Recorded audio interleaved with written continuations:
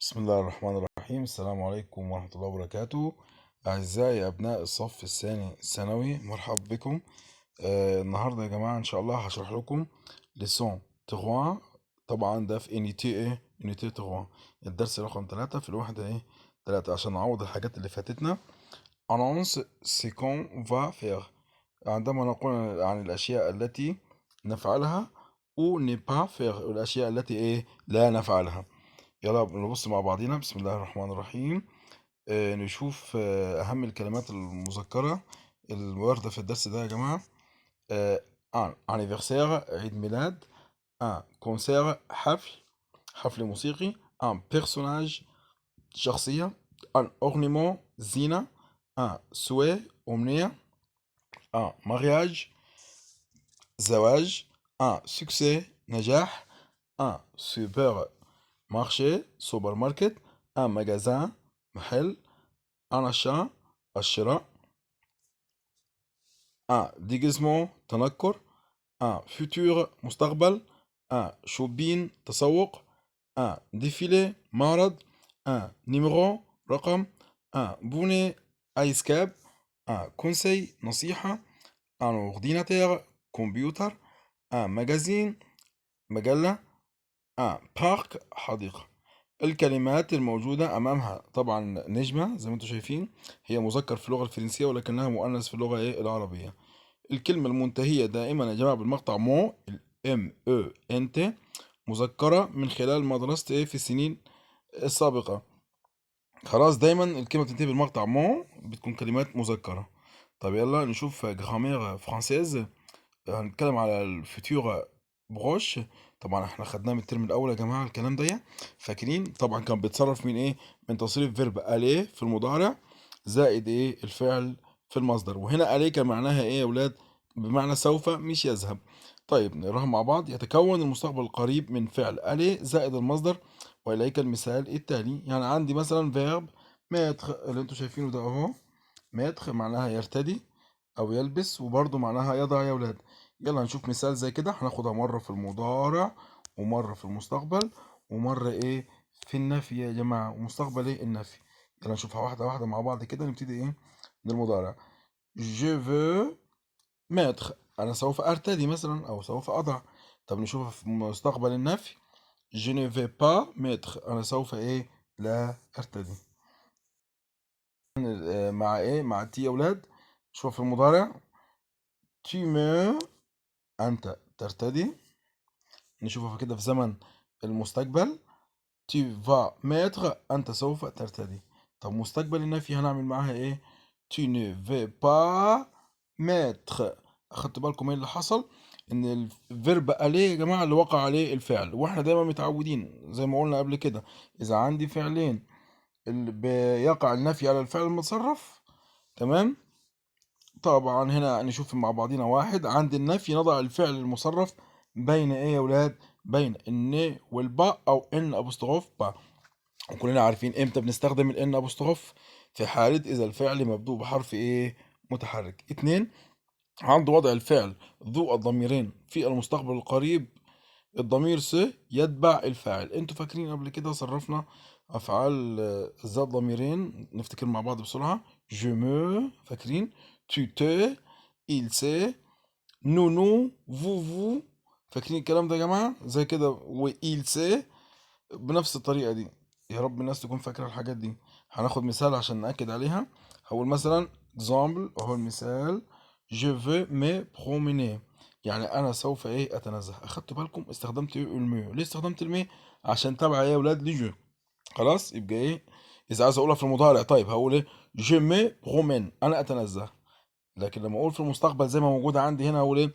je veux me promener.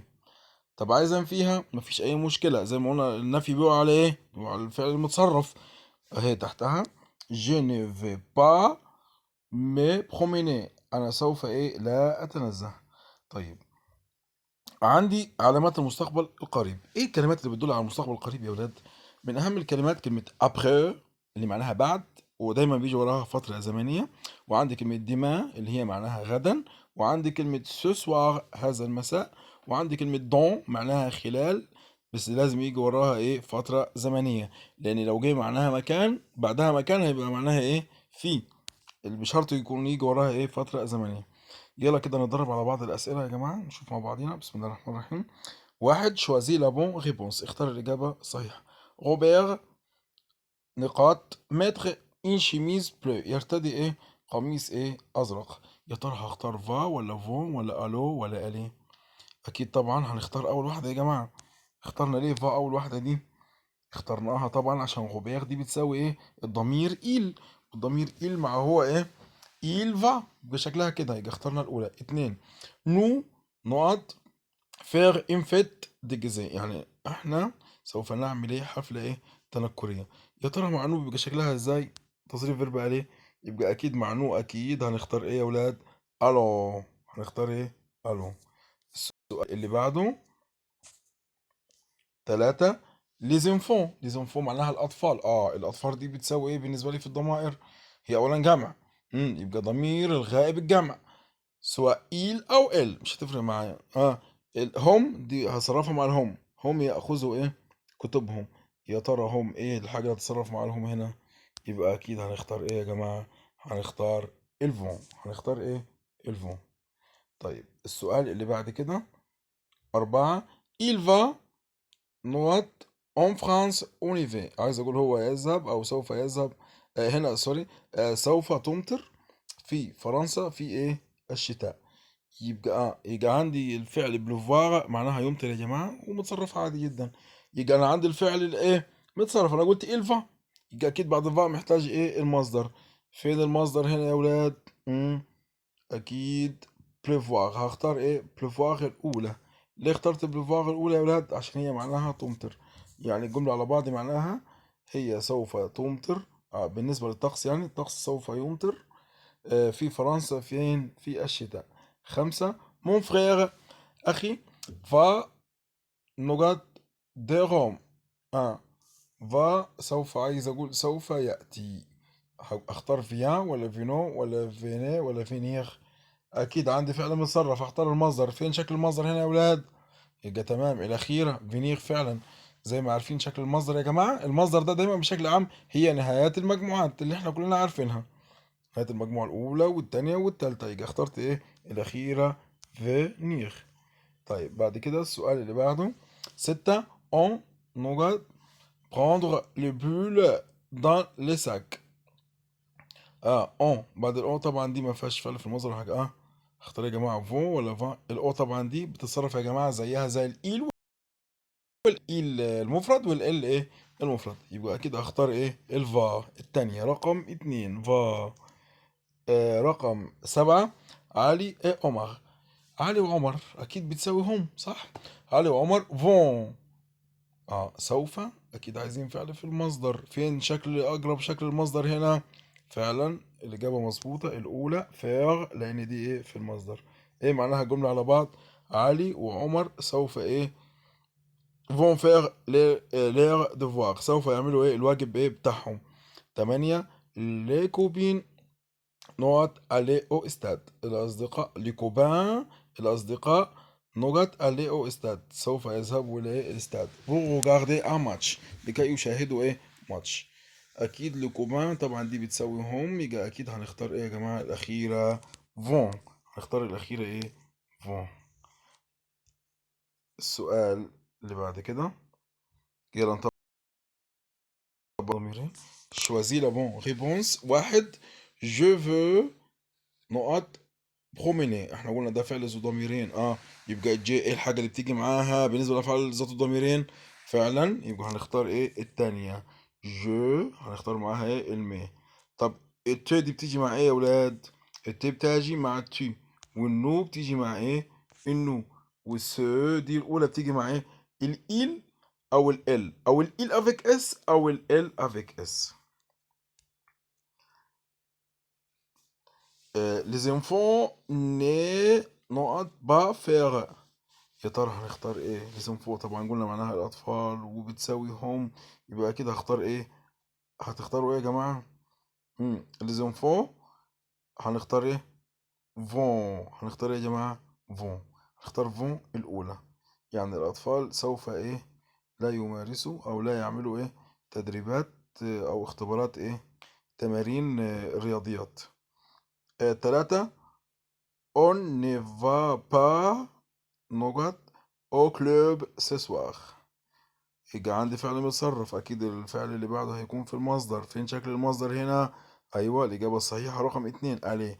يعني هم، نحن سوف لا نذهب إلى إيه؟ إلى النادي هذا المساء. أربعة ماريو ne va pas. ماريو لا تذهب نقط ديماتون ديما. سوف هنقول ايه يا ولاد؟ هنقول ماريو سوف، هنا طبعا سوف مش تذهب. ماريو سوف لا اكيد هنختار فعل في المصدر، خلاص بقت معروفة يعني. هنختار اكيد الاخيرة عشان الاخيرة ايه الفعل ايه في المصدر. خمسة nous allons نقط على مود ce soir.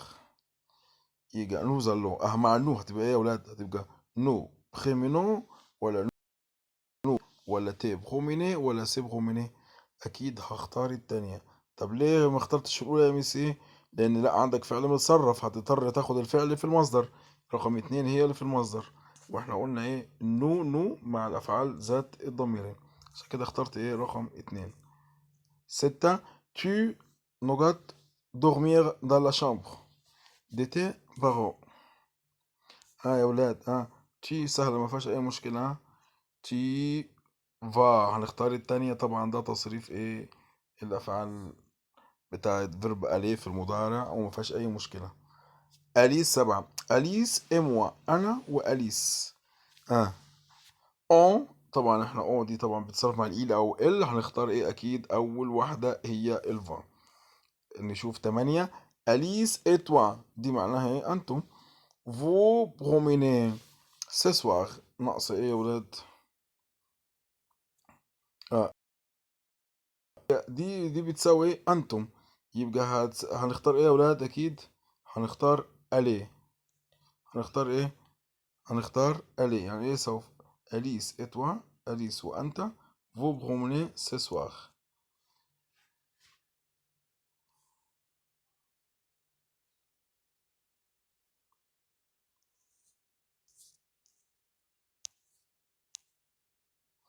طبعا عايزين نشوف تصريف فيرب فاغ بمعنى يعمل او يفعل، وليها معاني كتير هنشوف مع بعضينا. يلا نصرفها الاول. je fais tu fais il fait elle fait on fait. nous faisons vous faites il faut. طيب يستخدم بأشكال مختلفة. واحد بمعنى يتسوق ويأتي مع حرف الجر ايه دو.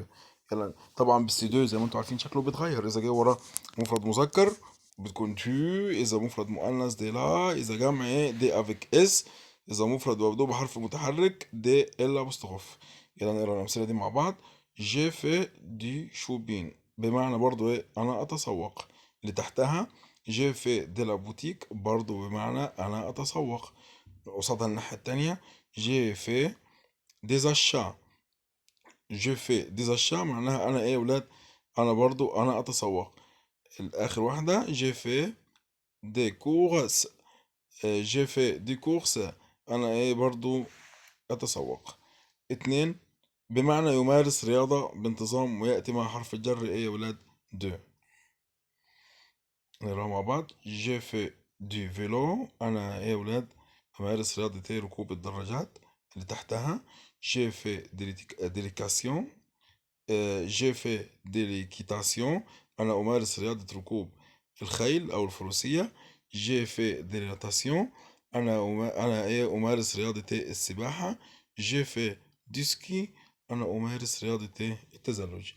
تلاتة الفي بو الفي فخوا. فاكرين يا جماعة الفي مدغي والكلام اللي كنا واخدينه ايه الترم الأول ده. أربعة يتحول حرف، ركزوا معايا في الحتة دي. أربعة يتحول حرف الجر دي افيك اس أو دي إلا بوستغوف أو الدي لا أو الدي مع الفعل فاغ في النافي إلى دي أو دي أو استغوف. ركزوا معايا، يجي في حالة النفي الحاجات دي كلها بتتحول لإيه؟ يا إما دي يا إما دي أو استغوف. وأنتوا عارفين إمتى بستخدم الدي أو استغوف؟ اكيد اذا اللي بعده مبدوء بحرف ايه متحرك، حتى لو جامع مش هتفرق معايا.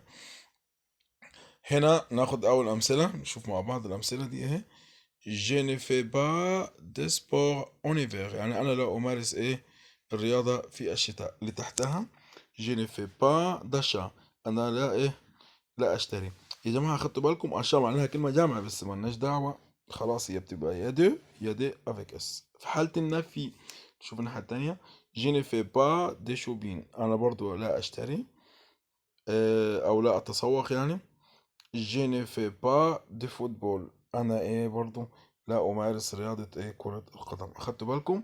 مع إن في الأول كنا فوتبول دي كان ممكن حد يقول كلمة مذكر نختار إيه دو، لكن لا مش هينفع نختار دي عشان في ايه النفي بيرجعها ايه لأصلها زي ما قلنا. طيب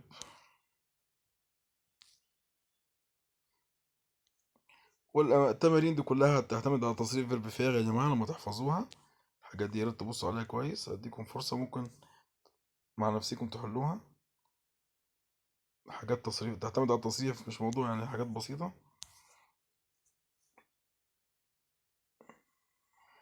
تعالوا نحل مع بعض رقم 6.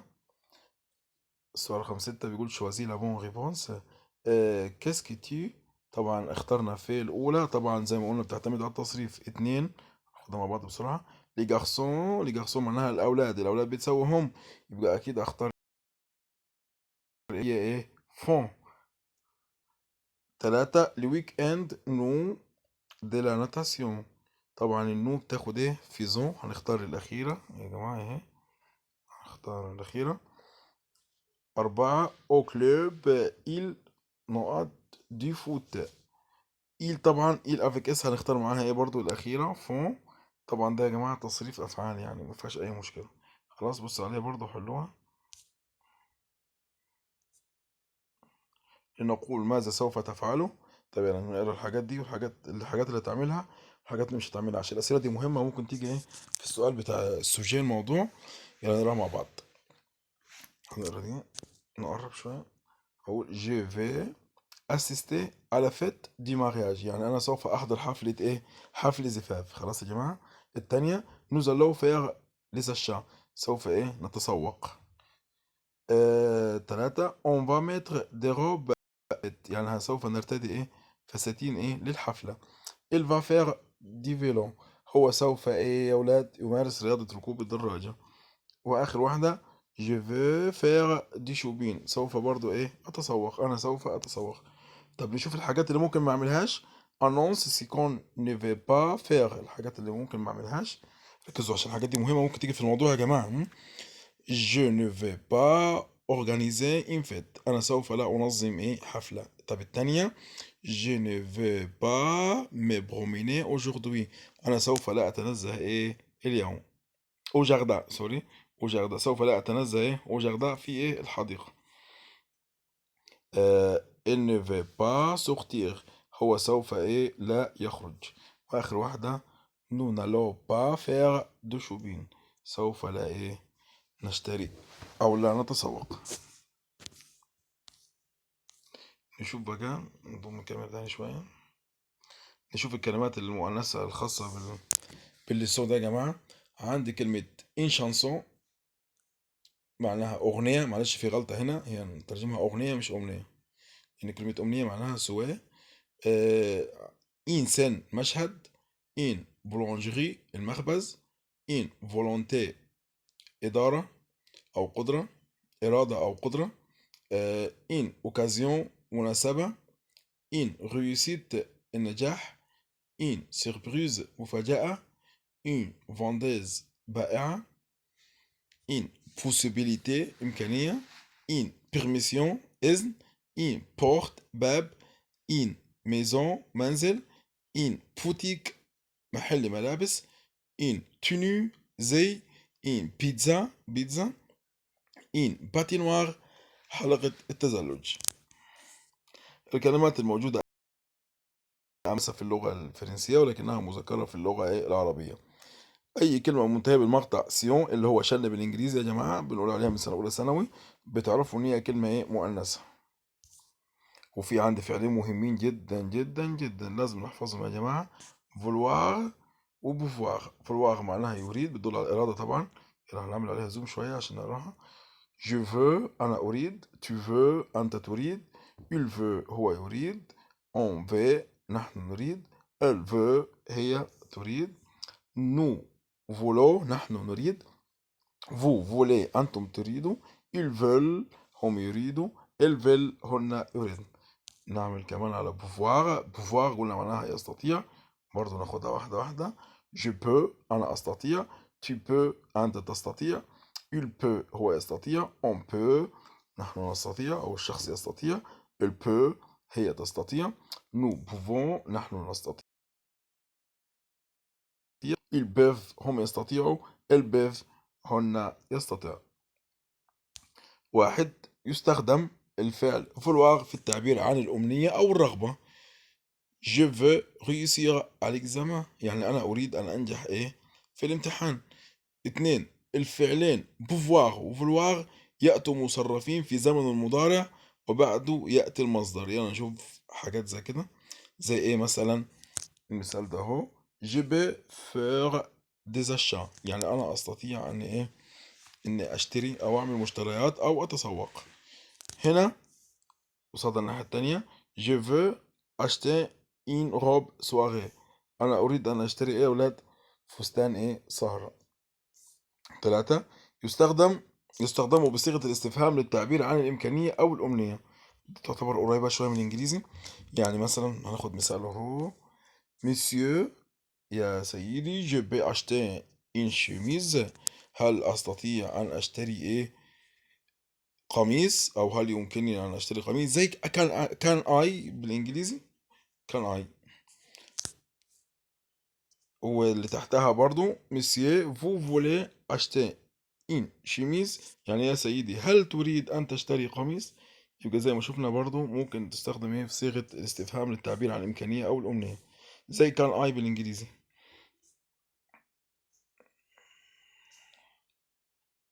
طبعا دي حاجات كلها بتعتمد على التصريفات. الأسئلة دي يا جماعة بسيطة يعني إن شاء الله ما فيهاش مشكلة.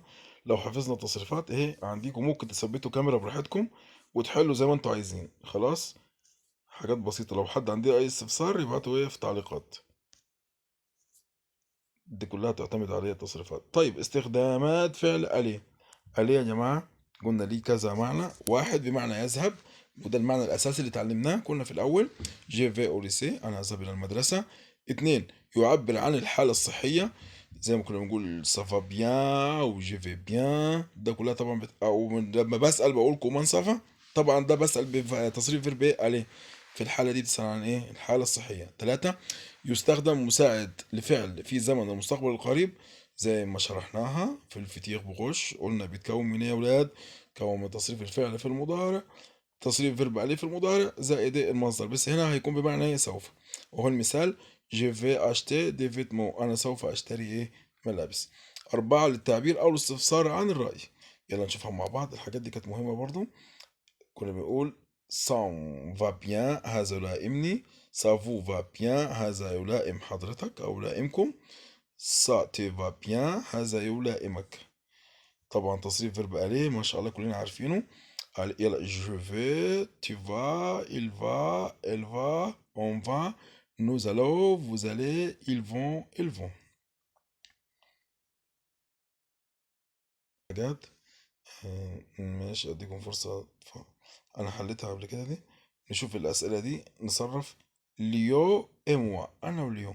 طبعا اي اسم زائد موا يا جماعة بيساوي ايه؟ نو. عشان كده اكيد هختار ايه؟ الو. هختار ايه يا جماعة؟ الو. انا بتكلم على تصريف فيرب اليه يا جماعة. اتنين، اون هتبقى ايه زي ما انا حليلها اهو؟ فا. تلاتة، ليزيليف. ليزيليف دي بتساوي هم، يبقى اكيد هختار ايه؟ فون. الفي او ان تي. وفو طبعا هتختار معاها ايه؟ الي. فوز الي. تصريف افعال يا جماعه مفيش مشكله. خمسه، ليزونفو اللي معناها هم برضو، يبقى هنختار ايه يا ولاد؟ برضو فون. ده برضو تصريف افعال. اللي عايز يحلها عادي براحتكم يا جماعه، ثبتوا كاميرا ده حلو فيها. طب هنا لليو ايه سيتوني. عايزين ناخد الاماكن والملابس. خلي بالكم الحاجات دي برضو مهمه خالص. يعني ممكن في الايميل وحاجات زي كده وفي السيتواسيون برضو هتنفعنا. طب يلا نشوف كده اهم الاماكن والملابس ايه اللي بنلبسها في الاماكن دي. عندي هناخدها واحده واحده. او كلوب في النادي بنلبس ايه يا اولاد؟ انسيغ فيتمون الترنج. او ليسي في المدرسه بلبس ايه؟ ان يونيفورم. الزي ايه الموحد. ألفت اللي بعد كده 3 ألفت في الحفلة بلبس ايه كوستيم بدلة. أو إذا سيدات ايه إن روب. أو جيمناز في الجيمناز بلبس ايه طبعا مايو دي سبور، يعني ايه ملابس ايه رياضية. بعد كده ألا باتينواغ في التزلج، حلقة التزلج بلبس ايه يا ولاد دي باتان، طبعا اللبس ايه بتاع التزلج الحذاء بتاع التزلج. على بلاج في البلاج في الشاطئ، او على بيسين بلبس ايه برضو مايو دي بان، بلبس ايه يا ولاد المايو طبعا.